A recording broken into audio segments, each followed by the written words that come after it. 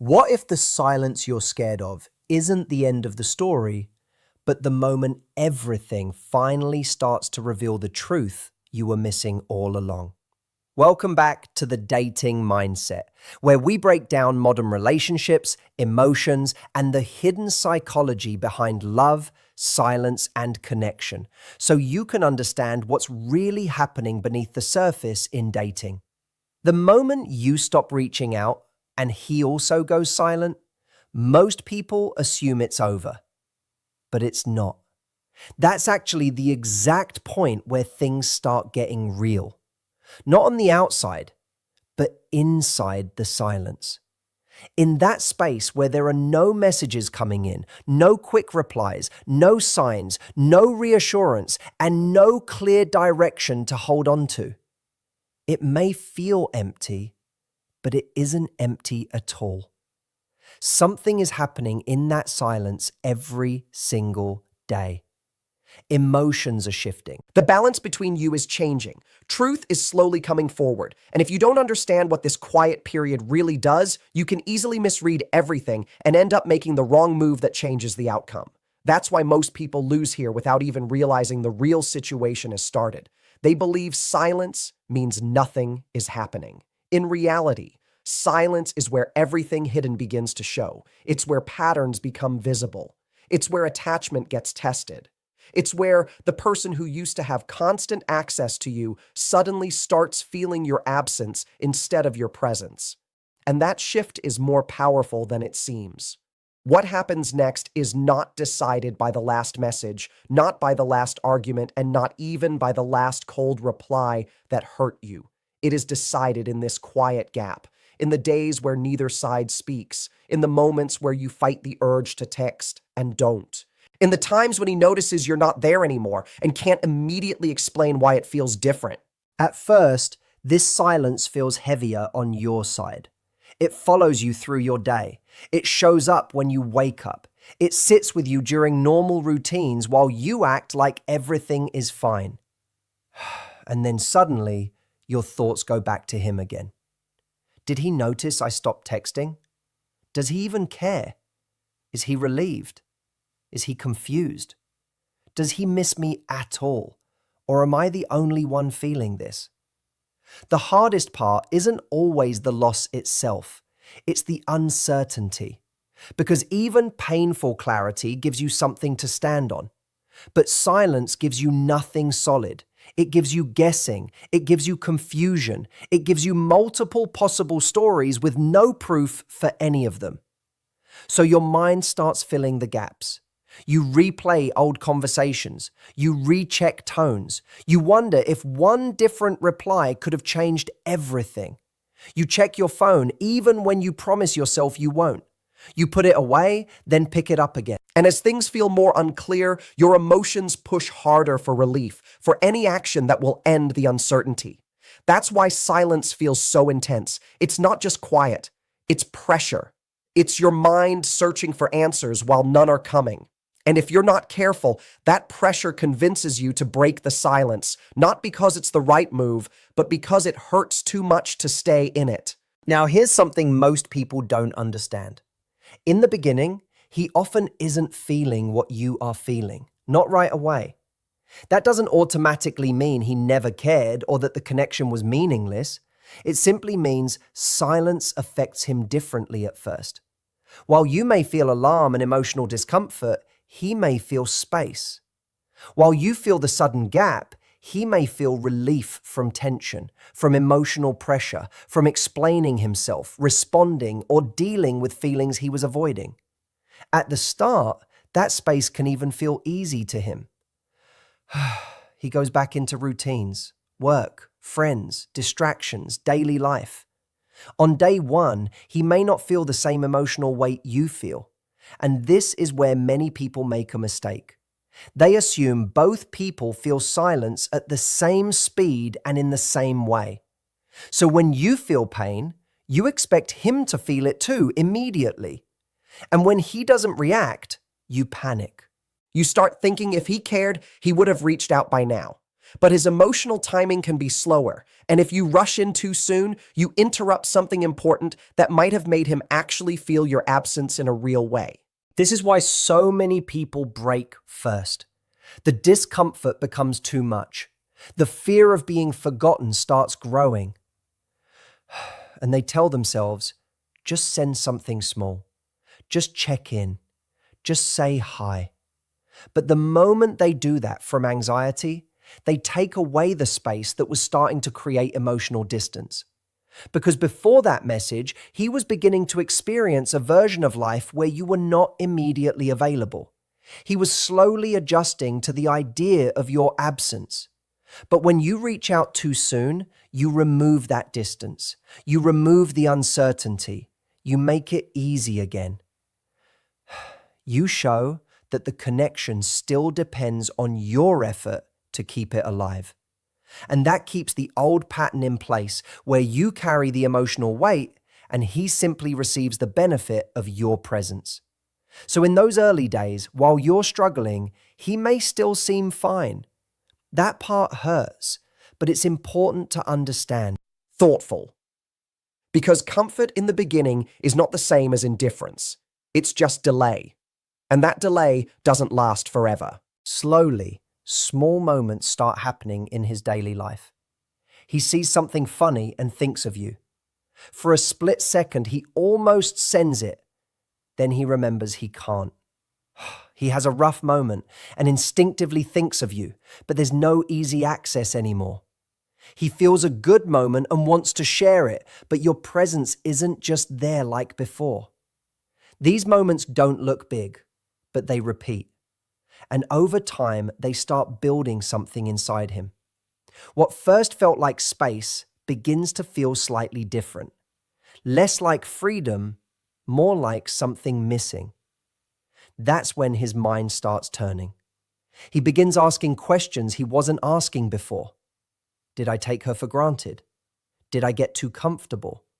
Was she more important than I realized? Is she still there? Has she moved on? Is this really done? Real reflection doesn't happen when access is easy. It happens when certainty disappears. While that shift is slowly starting on his side, something important is happening on yours too. You are no longer at the same emotional point you were at the beginning. You've already gone through the hardest phase, the overthinking, the checking, the replaying, the emotional heaviness. And now, little by little, you start coming back to yourself. One day you wake up and don't think of him immediately. One moment you laugh and actually feel it. One evening you realize you went hours without circling back to the situation. Your routine starts feeling normal again. Music doesn't hurt the same way. Conversations feel lighter. Life starts returning in pieces. At first, you don't even notice it happening, but it matters deeply because now the timing is shifting. While he is only beginning to feel the absence, you are starting to detach from the need for his response. He is moving into uncertainty while you are slowly stepping out of it. That changes everything. You begin rebuilding your own life again. You reconnect with yourself, your interests, your standards, your peace, your focus. You stop living around someone else's inconsistency. You start spending time on things and people that actually give you energy back. You stop chasing moments and start protecting your calm. And slowly, your self-respect returns. Your emotional balance returns. Your sense of worth stops depending on whether someone replies or not. And the strange thing is, people can feel that shift even without words. He may not fully understand it, but he notices it. He feels that you're not the same emotionally available presence anymore. That uncertainty changes how he sees you. And that uncertainty is what often brings small signals back. A like after a long silence, a reaction, a short message like, "Hey, how have you been?" Something light, careful, and indirect. Not a full return, not a clear statement, just a small test to see if access is still the same. And this is where you need to understand something important. That message is not always deep change. Sometimes it's curiosity. Sometimes it's habit. Sometimes it's loneliness. Sometimes it's guilt. And often it's just a test to see if the door still opens easily. When that message finally comes after silence, most people don't think twice. Everything inside them rushes forward at once. Relief, hope, emotion, the feeling that something is finally opening again. And in that moment, they respond with everything they've been holding back. Fast replies, warm energy, full availability. That sudden shift makes one thing very clear without words. Nothing has really changed. The same emotional access is still there. The same effort is still expected from your side. The same pattern can restart instantly. And that is how silence loses its effect before it even has a chance to finish its work. Not because it didn't matter, but because it was interrupted too early. So the real question becomes, how do you respond when contact returns? You don't become cold. You don't become distant just to prove a point. And you're not playing games or pretending to be someone you're not. You simply stop reacting from panic or emotional urgency. You respond from a calmer place, a more grounded place, a place where your life didn't stop just because someone went quiet. Your tone stays natural, steady, and unhurried. You're present, but not chasing closeness. You're open, but not overextending yourself just because attention has returned. And that shift is everything, because people can tell the difference. They can sense when someone has been waiting by their phone, hoping for a sign. And they can also sense when someone has been living their life, healing, growing, and not building their entire emotional state around one person's behavior. That difference changes the entire interaction. Suddenly, the easy path back into the old dynamic is not as available. It doesn't feel automatic anymore. The other person can't just slip in and receive the same emotional access without showing anything different. Now there's space. Now there's awareness. Now there's a pause that didn't exist before. And in that space, something important starts to form. Effort becomes visible. If someone wants to reconnect in a real way, they can't rely on old habits alone. They have to show something more consistent, more intentional, more honest. And if they don't, then you're no longer confused about what you're dealing with. Because silence already showed you what low effort looks like when you stop filling in the gaps for it. This is the real turning point. Not whether they message you again, but whether you still respond from the version of yourself that tolerated imbalance just to keep things alive. Because that older version is easier to pull back into old patterns with. The newer version sees more clearly. It doesn't panic at quiet. It doesn't treat attention as proof of value. And it doesn't confuse small signals with real effort. At that stage, your power is no longer about strategy. It's about clarity.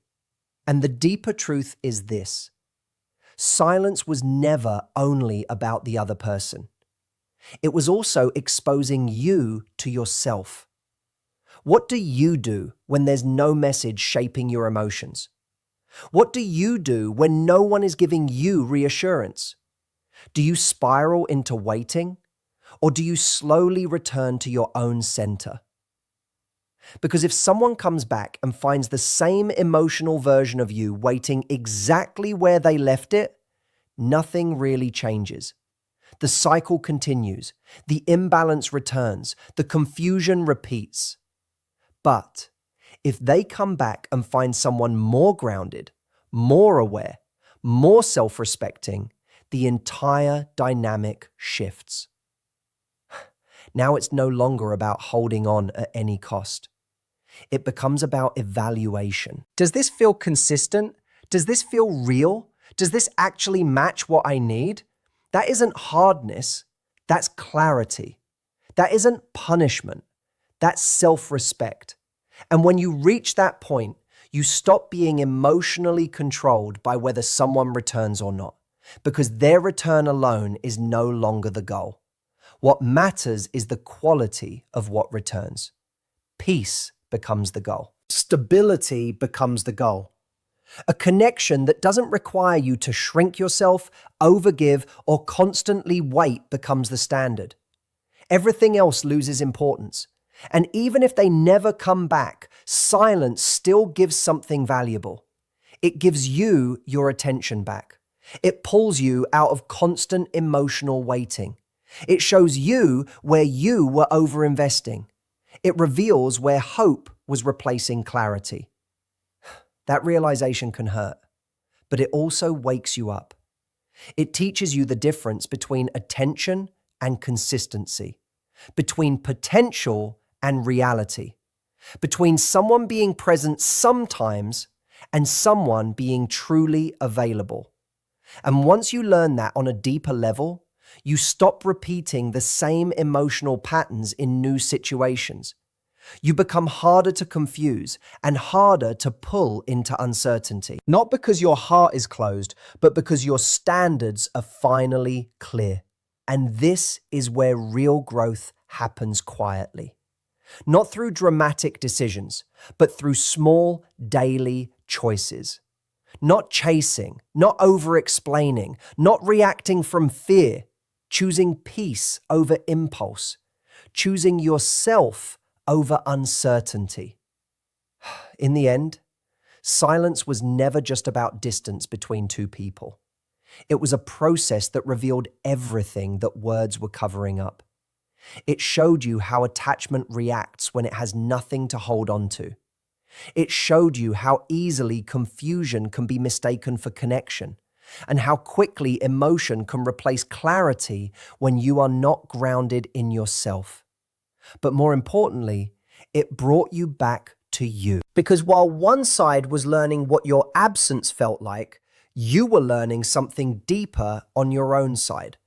You were learning how to sit with uncertainty without chasing it. You were learning how to stop measuring your worth through someone else's response. And slowly, you started returning to your own life, your own thoughts, your own peace. And that is the real shift. Not whether someone comes back or stays away, but whether you are still the same person who needed their presence to feel complete. Because once that changes, everything changes. You no longer react from fear. You no longer settle for mixed signals. You no longer confuse temporary attention with real effort. You begin to see clearly. You begin to choose differently. And you begin to value your peace more than any uncertain connection.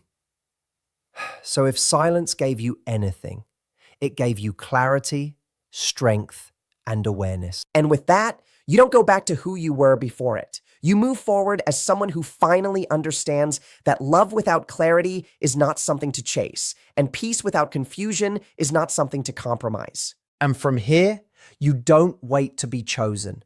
You choose what chooses you back with the same honesty, effort, and consistency you now know you deserve.